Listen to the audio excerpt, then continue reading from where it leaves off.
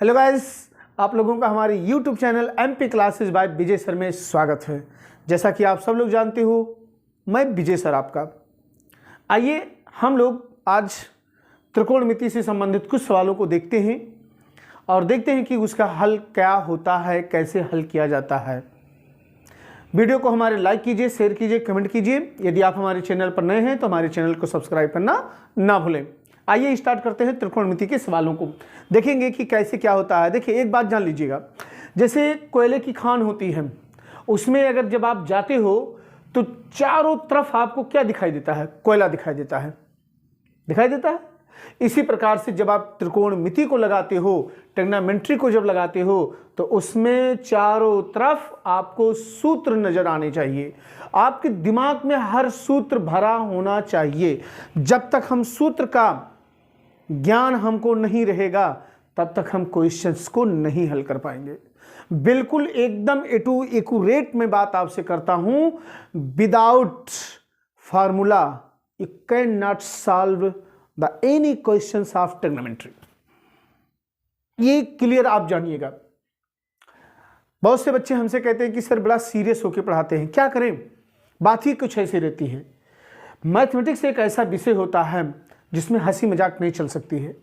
Mathematics में अगर हंसी मजाक अगर हुई तो आप मान के चलिए कि आपका माइंड डाइवर्ट हो जाएगा और क्वेश्चंस आपसे हल नहीं होंगे। माइंड को शार्प रखो, कंसंट्रेट रखो। क्वेश्चंस अगर अकस्मात आपके समझ में बिल्कुल आएगा, कोई काट नहीं सकता है।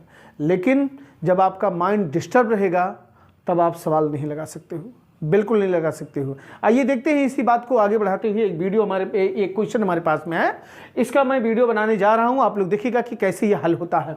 ये कहते हैं कि सिद्ध कीजिए साइन ए बटे 1 plus cos A plus 1 plus cos A upon sine A equal to 2 cosec A. देखिए, यहाँ पे सिद्ध करना है आपको LHS बराबर RHS। इसका हम पहल सर्वप्रथम में क्या करते हैं, LHS हम लोग ले लेते हैं। LHS जब लेते हैं तो यहाँ पे लिखते हैं साइन ए बटे 1 प्लस कॉस ए आपका लिखा है, प्लस 1 प्लस कॉस ए लिखा है, और बटे क्या लिखा है आपका साइन ए। इसको लगाने के लिए कई नियम हैं। पहला नियम तो आपका ये है कि आपको अपना एम देखना चाहिए कि हमको RHS में लाना क्या है। तो हमको RHS में लाना है 2 कोसेक ए। अब कोसेक ए कब आएगा? जब 1 अपान साइन ए होगा, क्योंकि 1 upon sine A equal to होता है कोसेक ए। आइए चलिए इसी बात को हम यहाँ पे देखते हैं कि कैसे आपका हल होता है। आइए करते हैं हल।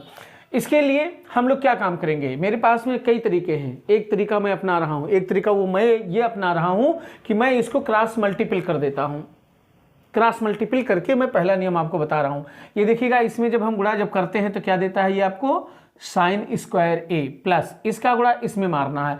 तो इसका गुणा जब इसमें आप मारोगे तो चूंकि 1 प्लस कॉस ये है तो 1 प्लस कॉस ये और आएगा तो होल स्क्वायर हो जाएगा। नीचे की साइड में आपका लिखा है 1 प्लस कॉस ए इंटू लिखा है साइन ए। क्लियर हुआ? आगे बढ़ते हैं। ये देखिए साइन स्क्वायर ये आपका ऐसे रहेगा, प्लस यहाँ पे आपको दिखाई दे रहा है a प्लस बी का होल स्क्वायर, अर्थात 1 प्लस कॉस ए का होल स्क्वायर। जब इसको विस्तार करेंगे तो क्या आता है a स्क्वायर, मतलब 1 का square, plus b square cos square a, अब प्लस 2ab मतलब 2 कॉस ए। क्लियर? बटे 1 प्लस कॉस ए इंटू आपका लिखा है साइन ए। अब जैसा कि आप लोग जानते हो एक फार्मूला आपका होता है साइन स्क्वायर ए प्लस कॉस स्क्वायर ए बराबर 1। तो इन दोनों की जगहों पर हम लिख देंगे 1, और 1 तो आपका लिखा ही था, अब प्लस आपका 2 कॉस ये लिखा है, ये हो गया आपका, बटे 1 प्लस कॉस ये हो जाएगा, और यहाँ पे आ जाएगा आपका साइन ए। अब इसको डिस्टर्ब नहीं करेंगे। देखिए 1 आपका 2 हो गया, 2 प्लस 2 कॉस ए बटे 1 प्लस कॉस ए इनटू आपका आ गया कितना, साइन ए। अब हम लोग क्या काम करेंगे, ऊपर से हम 2 कॉमन ले लेंगे और ये बचेगा 1 प्लस कॉस ए, 1 प्लस कॉस ए, और नीचे आपका लिखा है 1 प्लस कॉस ए इनटू लिखा है आपका साइन ए। देखा, मैंने यहाँ गुणा करने के बाद में नीचे वाले को कतई डिस्टर्ब नहीं किया, बिल्कुल नहीं। यहाँ पे आप जब देखेंगे तो ये पूरी चीज़ इससे आपकी कट जाती है, मिलेगा आपको 1, और 1 बटे साइन बराबर होता है कोसेक ए। तो यहाँ पे आ जाएगा 2 कोसेक ए, और यही आपका क्या था, RHS था, और ये सवाल आपका प्रूव्ड हो गया। बात समझ में आ गई होगी।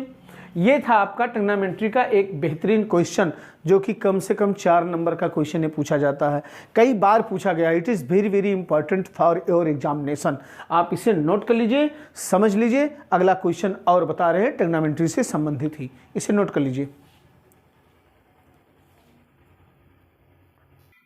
तो चलिए गाइस, एक क्वेश्चन और लेते हैं। ये क्वेश्चन आपका ये है कि हमको कहा जा रहा है कि यदि साइन थीटा बराबर 4/5 हो तो 4 tan theta minus 5 cos theta बटे 6 थीटा प्लस 4 cot थीटा का मान ज्ञात कीजिए। देखिए इसके मान को हम लोग कैसे निकालते हैं। तो देखो, इसको लगाने के लिए भी आपके पास में कई तरीके होते हैं, जो कि मैं आपको एकदम बिल्कुल सिंपल तरीका मैं आपको बताऊंगा कि इसका मान कैसे निकालेंगे। जो हमको दिया जा रहा है, जैसे साइन थीटा बराबर हमको दे दिया गया है 4/5। अब ये 4/5 जब हमको दे दिया गया है, तब हमारे पास में जिसका हमको मान निकालना है, उन सभी का मान निकाल करके इसी में ला के रख देंगे, हमारा उत्तर हमारे हाथ में आ जाएगा। तो चलिए निकालिए। हमने आपको इसको बताया है इसके पहले भी कि जब कभी भी हमको जब कोई मान जब दिया रहता है, तो हमको लंब, आधार और कर्ण, ये 3 चीज़ों की हमें आवश्यकता होती है, क्योंकि किसी भी समकोण त्रिभुज में आपके लंब, कर्ण और आधार ये 3 ही आपके होते हैं। जैसे ये देखिए, इसको अगर हम निकालते हैं तो इसका मतलब ही हो जाता है कि ये आपका थीटा अगर माना जाए, ये ए माना जाए, ये बी माना जाए, ये सी माना जाए, तो चूंकि ये क्या दे रहा है, साइन थीटा बराबर 4/5, तो 4 क्या है आपका लंब है, और 5 क्या है आपका कर्ण है, क्योंकि साइन थीटा का मान होता है लंब बटे कर्ण। तो इसका मतलब हो गया कि 4 ये है और 5 आपका ये है। बाकी बचा आधार, तो आधार तो मालूम नहीं है, तो पहले हम लोग आधार निकालेंगे। तो यहां से हम देखेंगे कि लंब की वैल्यू आपके पास 4 आ रही है, कर्ण का मान आपके पास में 5 आ रहा है, लेकिन आधार आपको नहीं मालूम है। तो अब पहले हम लोग आधार का मान निकालेंगे। तो आप लोग जानते हो कि आधार का स्क्वायर बराबर होता है कर्ण का स्क्वायर माइनस लंब का स्क्वायर। अब इसमें हम लोग लाके रख देंगे, कर्ण की वैल्यू आपके पास 5 है, तो 5 का स्क्वायर माइनस आपका 4 का स्क्वायर हो जाएगा। 5 का वर्ग होता है 25 और 4 का वर्ग होता है 16। 25 में से 16 गया, कितना बचा 9। ये आया किसका मान आया भैया, आधार का स्क्वायर मान आया। अब आधार का मान हमारा कितना हो जाएगा, 3 हो जाएगा। बस इस मान को यहाँ पे अगर आप निकाल लिए हो तो समझ के चलो कि आधे से ज़्यादा आपका सवाल लग चुका है। कैसे, आइए इस तरह से। हमको किसका मान निकालना है, हमको मान निकालना है 4 tan theta minus 5 cos theta बटे 6 थीटा प्लस 4 cot थीटा। इसी की वैल्यू हमको ज्ञात करनी है। तो जैसा कि हमने आपसे अभी बताया है कि जब हमको लंब, कर्ण, आधार, लंब, आधार, कर्ण जब हमको मिल जाते हैं, तो हमको मान निकालने में कोई सुविधा नहीं होती, कोई भी दिक्कत नहीं होती है। आइए चलिए देखते हैं कैसे। ये देखिए 4 लिख दिया मैंने। tan थीटा बराबर क्या होता है फार्मूला, लंब बटे कर्ण, लंब बटे आधार। ये होता है लंब बटे आधार, इसका फार्मूला होता है माइनस 5 लिखा है, 5 लिखा। कास थीटा का मान क्या होता है, कास थीटा का फार्मूला होता है आधार बटे कर्ण। देखिए भैया, मैंने आपसे कह रखा है पहले ही कि ट्रिग्नोमेट्री अगर लगा रहे हो तो फार्मूला विशेष करके आपको आना चाहिए।